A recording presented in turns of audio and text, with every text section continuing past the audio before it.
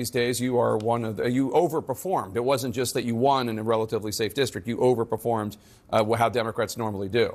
That's right. I think Democrats have had some good news in special elections around the country, and ours is the latest example of that. We ran about 16 points ahead of Vice President Harris in the same district a few months ago in 2024. Just moments before you were sworn in, shouting erupted on the House floor during a moment of silence for Charlie Kirk.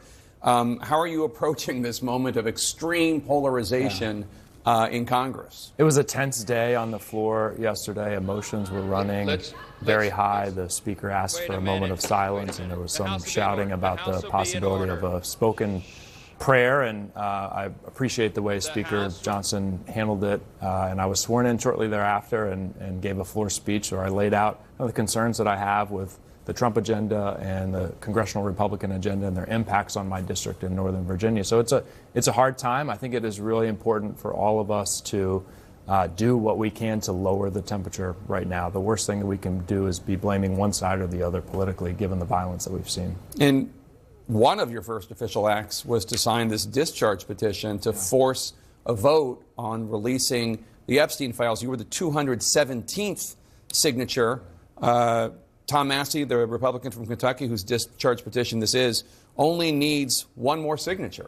Are you guys going to get it? I pledged during the campaign that I would sign the petition on day one. I had hoped, especially after hearing from the survivors over the last week, that another one of my Republican colleagues would sign it before I was sworn in. I think. That's right, 4 have. I was hoping another would before I was sworn in. I was hoping to be 218. I just don't understand how you can listen to what those survivors said, hear their pleas, and not sign that petition to give the American people the full story of what happened with Jeffrey Epstein. Well, I think the answer is that the Trump White House has said that they would view it as a, quote, hostile act if Republicans do join the petition. That's right. Look, I think there's one of two things happening here with respect to Donald Trump. Either one, he was lying to his supporters for years about the contents of the file when he said there were deep, dark secrets about powerful people in America in those files. That's one option. The other option is there's something in there he really doesn't want the American people to see, and we're getting this trickle of information coming out of it, the strange birthday card, the strange drawing, and American people want to know what else is in those files and what does Donald Trump have to do with it. We should just note, for fairness' sake, President Trump denies that he drew that picture and signed that birthday card, whether or not you believe him. Stay with us, Congressman. Let's bring in the rest of our panel. There's a lot of reaction to the murder of Charlie Kirk on Capitol Hill today. I want you to take a listen to what two senators, a Democrat and Republican, had to say. We are at a precipice in this country when public discourse will no longer be possible, when public appearances will be reduced because of the legitimate fear that a single crazy person can imperil public officials. And this has already been a concern, considering what happened up in Minnesota. And so I think you're going to see some changes. I think it's undeniable now that we've got to beef up security on every member. So that's both Senator Blumenthal, a Democrat from Connecticut, and Senator Mullen, a Republican from Oklahoma, talking about how horrible things are in terms of security, in terms of not even politicians being afraid to even speak. What do you think?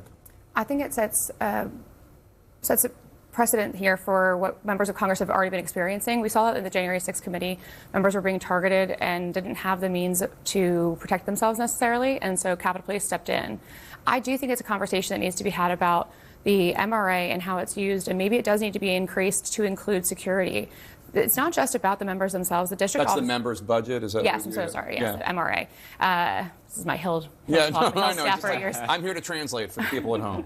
But I think about the district offices. A lot of them are spread throughout the country, and they're not staffed by many people, but they're pretty open. People can just walk in, and that's how we wanted our government to be designed, where you can walk in, ask a question, seek help for things like passports and renewals and different things. But if now they're under attack and fearful and afraid to go to events in their own communities, That's a problem. And it should be a problem for all of us to sit there and think about who is going to step up to be leaders, who's going to want to run for office, putting yourself and your families in harm's way. It shouldn't be like that. We have let our political identities circumvent our humanity. Yeah, Adrian, I want you to listen to Democratic Congresswoman Alexandria Ocasio-Cortez, who was responding to President Trump speaking last night in the Oval Office, and they posted the video where he blamed entirely the, quote, radical left for the murder of Kirk and for all the violence going on, political violence. Here's AOC. Using rhetoric of vengeance and violence, whether it is a member of Congress, whether it is the President of the United States, to assume and assert and cast blame when the FBI has failed to even apprehend the assailant is absolutely an irresponsible action. What do you think? Look, I think both sides have got to take the temperature down. I mean, I wish President Trump last night had used that moment to really unify the country and use his bully pulpit, which is very strong as the President of the United States, the President of the free world, to emphasize that we need to turn the temperature down. We are human beings, Jake, and I believe that, you know, most of Americans live what I call between the 20-yard lines, which is we all agree on most things. We just maybe have a different way of getting there. And politics have just gotten to such an extreme level in this country. And I think it's incumbent on both sides, especially individuals with a huge platform, to just take it down a couple notches. I also want to say something that you said about the members' budget in Congress. I was a chief of staff for about 5.5 years. That was about 15 years ago. But it was not nearly as dangerous as it is now. And the fact that members have to use their campaign budgets to pay for security, it should come out of their official campaign budgets.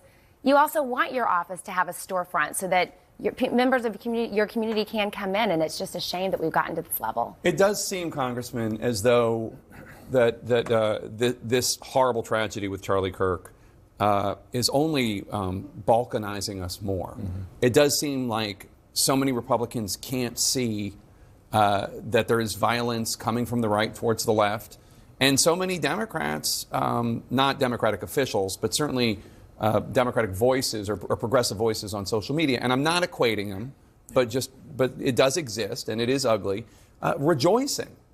How do you fix it? I'm not blaming you, and I'm not holding you responsible for fixing it, but how do you do this? How do you even accomplish this? Well, anyone rejoicing about this, it's disgusting. And, you know, I'm thinking about the Kirk family today. He was a father and a husband, and I can't imagine the situation and the way that they're feeling today. I agree. We have to take down the temperature. And look, there's political violence on both the left and right, on the extremes. It has been studied, the ADL, the FBI, and Department of Homeland Security, 2/3 to 75% of political violence in this country come from the extreme right, but the rest of it comes from the extreme left. And I think we have to, especially in a moment like this, avoid the urge to blame the other side, to demonize the other side. I wish we had a president who could really bring us together in a moment like this. That is not the president we have. So it's up to the rest of us, Democrats and Republicans, to try to do that. I'm going to try to do that with my colleagues in the House, because we have to prevent this from spiraling even further. Final thought? Yeah, I just think that, especially on this day, we're reminded of what leadership means. And I do feel as though President Trump has failed to meet the moment yet again. A moment when we need somebody to step forward and unify us, because what happened to Charlie Kirk doesn't impact just Republicans. It impacts us as Americans, and we have to stop siloing ourselves as, oh, you're a Republican, oh, you're a Democrat. We are all Americans. And the fact that we have political violence and that we have become numb to it, that is a huge problem. This is not normal. This is not normal behavior. This is not normal for us, and we should not allow it to be. So it's on all of us, how we talk to one another, how we talk about one another. And any platform you have, I think that's what we need to be doing, is being cognizant of it. And I think this talk of vengeance is really dangerous. And it's not, from what I understand of Charlie Kirk, and I'm certainly no expert, it's not what he seemed to stand for. He didn't seem to talk about anything other than winning arguments and victories at the ballot box. Allowing for debate, allowing for conversation. We would want that for everybody. We should all want to be able to have conversations. All right, thanks to all of you. Yesterday, as the nation grappled with the assassination of yet another political individual, yet another school shooting was playing out near Denver. Colorado